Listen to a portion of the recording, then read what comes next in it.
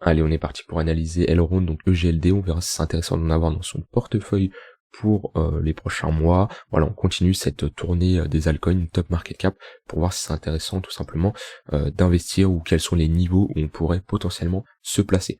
Donc déjà, on va placer notre Fibonacci. On constate qu'on a retracé de plus de 90%, hein, on est sous les 0,886 de Fibo. Donc d'un point de vue localisation, on est sur quelque chose d'assez intéressant. Maintenant, moi, EGLD, la chose qui fait que je ne me place pas dessus, alors déjà d'un point de vue fonda, il y a beaucoup plus intéressant, mais d'un point de vue technique, c'est, en fait, on a eu énormément d'accumulation au début. Voilà, si je me mets, hop, on va se mettre en log, on a énormément d'accumulation au début, voilà, sous les 1$, et en fait, il n'y a pas de volume, il n'y a pas d'échange sur EGLD depuis un moment, en fait, depuis qu'on a vraiment cassé ce niveau des, voilà, 20-25$, il n'y a plus rien, il n'y a plus d'échange. Si je mets les volumes, tac, hop, voilà, en fait, on dirait que c'est vraiment un shitcoin, en fait. Il y a rien, il y a pas de volume, il y a pas d'échange. C'est une crypto, en fait, on a l'impression elle est morte. Pourtant, voilà, ça reste quand même une crypto top market cap et tout, mais moi, c'est quelque chose qui peut m'embêter, puisque on peut très bien retourner, en fait, le fait qu'il n'y a pas eu de volume dans toute cette zone, on peut très bien retourner sur les 20-25$ assez facilement, sans voilà, et en fait, il y a pas de demande, il y a rien. Si on compare avec d'autres cryptos comme par exemple Solana, voilà, Solana, le volume profile, on voit, il y a des échanges, il y a des trous dans le volume profile comme toutes les cryptos, mais il y a de l'échange. Mais par contre, GLD, c'est totalement l'inverse. Et ça, c'est quelque chose clairement qui m'embête parce qu'on n'a pas de volume, on n'a pas d'intérêt sur cette crypto. En fait, elle est délaissée, et pour une crypto top market cap, c'est vraiment étonnant de voir ce genre de choses. Et pour moi, c'est quelque chose qui m'empêche de me placer là-dessus. Après, il y en a qui vont en avoir dans son portefeuille, il y en a qui vont pas prendre en compte le volume, et on va faire une analyse aussi sans compter le volume, parce que il n'y a pas que le volume à prendre en compte là-dessus, mais voilà, moi c'est quelque chose en tout cas qui me repousse là-dessus. Donc ensuite, d'un point de vue, là on est revenu sur le bottom actuellement. On est revenu chercher l'ancienne zone de demande qui était ici, on avait une petite consolidation avec un W, hop, qui est ici, et on est revenu, faire support dessus. Donc en général, le prix s'arrête toujours dans des zones de demande. C'est rare que le prix va revenir chercher une zone où il y avait des gaps ou des zones d'imbalance, comme là le bottom qu'on a fait ici en mai-juin 2021, on voit que c'était sur une précédente zone de demande. Donc là, on est en train de faire un bottom dessus. Alors en daily, on a des volumes, hein. Si je zoome comme ça, vous pouvez me dire il y a des volumes, mais si je dézoome, voilà, on voit que les volumes c'est vraiment faible. On va supprimer les volumes et le volume profile. Donc en daily, on est vraiment sur un range avec un potentiel W. Donc si on casse à la hausse, on a vraiment deux niveaux à surveiller. Hop, le premier niveau, si on casse à la hausse, on aura la validation d'un W. Et par contre, pareil, si on casse à la baisse, ça sera la cassure du range par le bas. Hop, donc voilà, on a vraiment nos deux bornes qui sont délimitées ici, et on voit qu'on pourrait faire un W en weekly. Maintenant, si on casse à la hausse, on pourrait revenir chercher les $135, qui sont un niveau clairement possible. On a une grosse résistance ici, attention, où c'est une zone de prix qu'on peut revenir chercher sans remettre en cause la tendance baissière, parce qu'actuellement on est toujours en train de faire des creux et des sommets de plus en plus bas, et on pourrait tout simplement faire un sommet plus bas que le précédent, quelque chose comme ça. Hop. Donc on a notre sommet ici, on a un creux ici, un sommet ici, un creux ici, on pourrait faire un sommet ici et un autre creux ici. On parle vraiment sur du long terme. Par contre sur du court terme, oui, on a des creux et des sommets de plus en plus hauts qui s'instaurent en daily. Faudrait vraiment casser ce niveau-là pour confirmer cette dynamique haussière sur du moyen terme. Si on casse à la baisse, on ira rechercher cette zone où c'est la prochaine zone de demande, où on ferait un week-off check, donc le fait de revenir sur la ligne de coup du W. Donc ici on a un gros W qui est assez visible, tac, et ça nous ferait revenir sur la structure, qui est quelque chose d'assez fréquent, et qu'on peut souvent, c'est quelque chose de très fréquent de revenir chercher de la structure. Comme ici on a un W, on avait ici la ligne de coup du W qui était ici, et on voit qu'on est revenu parfaitement dessus. Donc on pourrait faire support sur ce niveau-là. Mais après ça nous ferait une baisse déjà de, on serait sur un moins 50% encore. Donc ça peut aller vite. Après si les cryptos, si le Bitcoin vraiment décide de dump et tout, ça peut aller vite. Mais voilà, c'est la prochaine zone ici de demande. Après il y a des demandes de beaucoup plus basses, mais là on serait sur du 4$, ou on a aussi ce W ici à venir chercher, ça serait du 10$, mais on n'y est pas encore. Déjà en tout cas la première structure à venir chercher, c'est elle. D'un point de vue momentum, le MACD, on a une divergence haussière qui est validée. On le voit, le momentum est le MACD est en contradiction avec le cours qui est allé valider depuis qu'on a cross bullish, donc ça veut dire que les vendeurs sont en train de perdre de la puissance et les acheteurs récupèrent le momentum. Donc si on a des prochains mouvements, ils sont beaucoup moins violents que les mouvements qu'on a connus ici.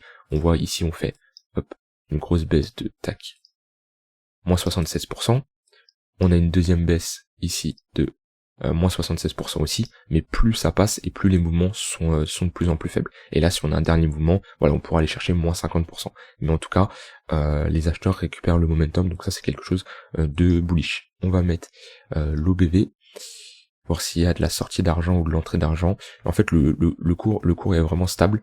Il n'y a pas de sortie d'argent ou il n'y a pas d'entrée d'argent, on le voit bien. Si je me mets en daily, bon ça varie, mais si je me mets en weekly, l'OBV est vraiment croissant. En fait, il y a pas de volume, donc il y a pas d'échange, il y a pas de vente, il y a pas d'achat.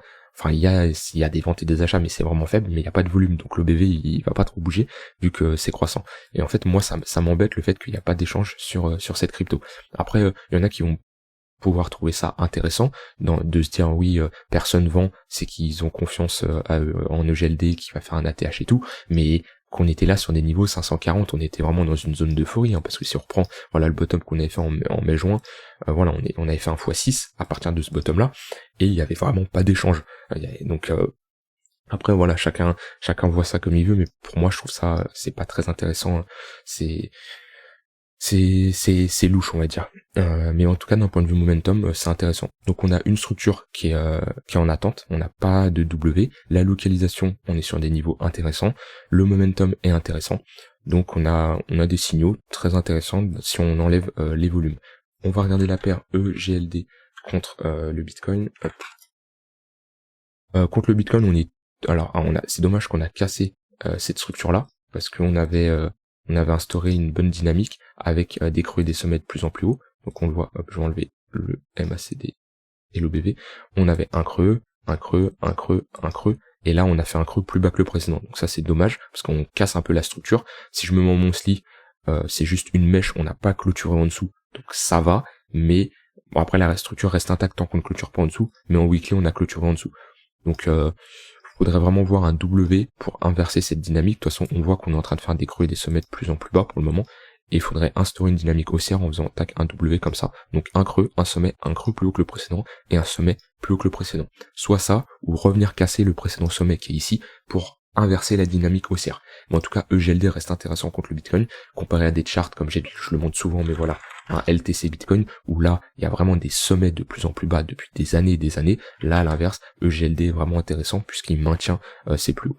Les gens qui sont fans de trendline, ils pourront peut-être voir cette trendline qui est ici, tac. Voilà, on peut tracer ce genre de trendline. Je suis pas fan des trendlines, mais voilà, c'est des trendlines qu'on peut potentiellement voir. Moi, c'est pas mon kiff parce que les trendlines, tout le monde les voit et je préfère analyser comme la plupart des gens. Enfin, je préfère analyser à l'inverse des gens. Donc les gens qui voient des trendlines et tout, je préfère les éviter. C'est souvent des pièges pour aller chercher la liquidité. Mais en tout cas, EGLD contre le Bitcoin, c'est intéressant parce que là, faudrait juste valider ce W et là, ça serait vraiment intéressant parce que là, on pourrait tout simplement continuer à s'enfoncer avec un sommet plus bas. Donc attention, mais si on valide ce W, on aurait un signal très puissant. Je reviens sur la paire contre l'USDT, mais si on valide le W sur le Bitcoin, plus on valide, si on valide le W ici, on aura un signal assez intéressant et on pourrait revenir, je vais mettre mon fib inverse, on va hop,